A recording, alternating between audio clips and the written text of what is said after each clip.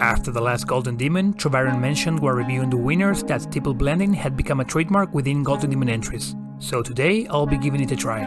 I'll be painting a classic scheme as well as something a bit more unique, but for that you'll have to wait. Having applied a base coat of green, I took a lighter one and began marking out the shapes of the muscles. Models with defined shapes like this one are perfect for practicing. Only thing to note is that while over on the upper muscles I am painting towards the center and leaving some base color around to work as shadows, over on the sides I am pushing the highlight towards the top where the muscle meets the shadow of the muscle above. Other than that, I'm just following the shape of the sculpt.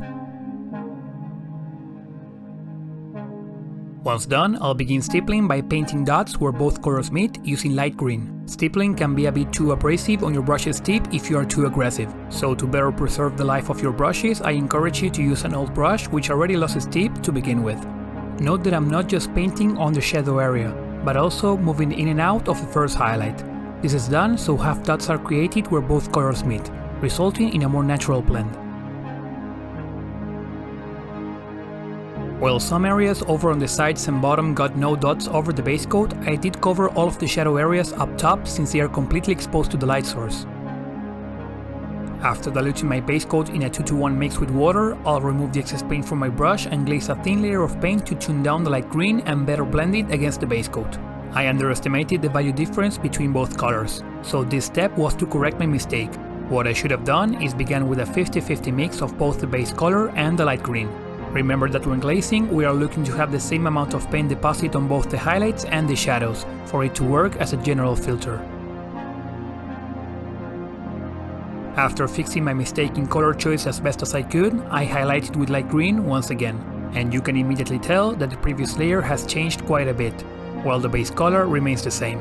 The process will be the exact same as before, first blocking out the overall shape within a reduced area. Wherever the shape is too small to do so, I'll just stipple in the shape, leaving some of the midtone visible. For the rest, I'll go in and out as before, further blending all the steps through the stipple texture.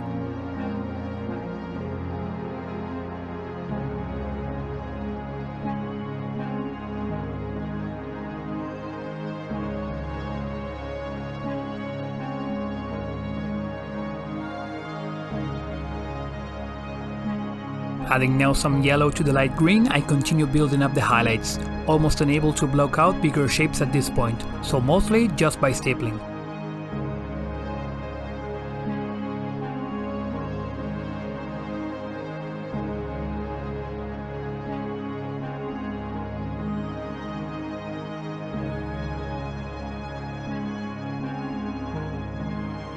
Remember that you can build up your highlights in as many layers as you feel like. I am sure the Golden Demon winner entries had tons of layers of build-up, not only through color mixes to create intermediate tones between steps, but also through dilution, to also minimize the impact of each layer against the one underneath.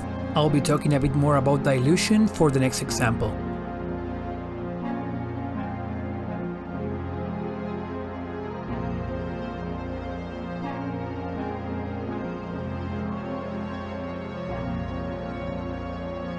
Having pushed my highlights, I proceeded to tone them down and unify them just like I did in the beginning through a glaze.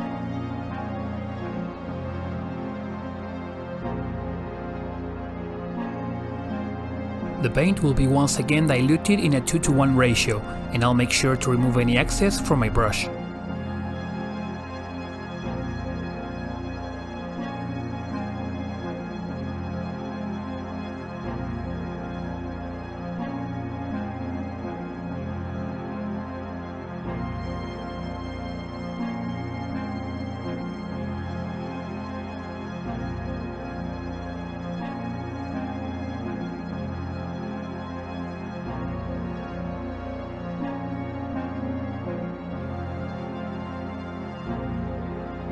What I've gone over so far is enough for you to go and give the technique a try.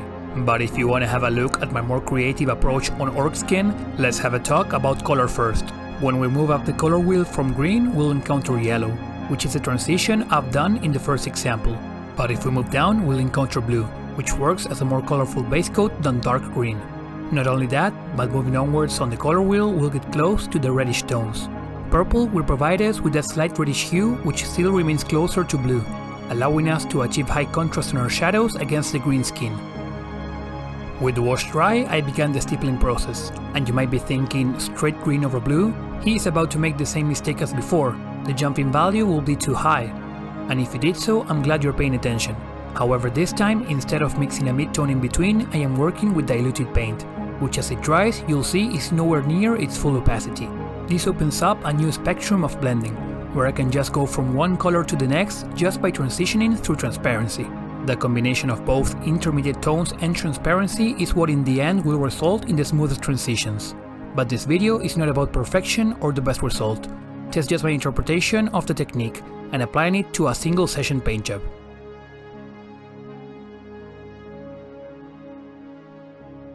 To keep the model different from the first, I avoided moving into the yellow spectrum for the highlights, and instead remained within the cold bluish hues, so I chose an emerald color which I mixed with the initial cold green. You may also notice that I'm using a more beat up brush. The combination of it and the dilution of the paint results in bigger, less precise dots.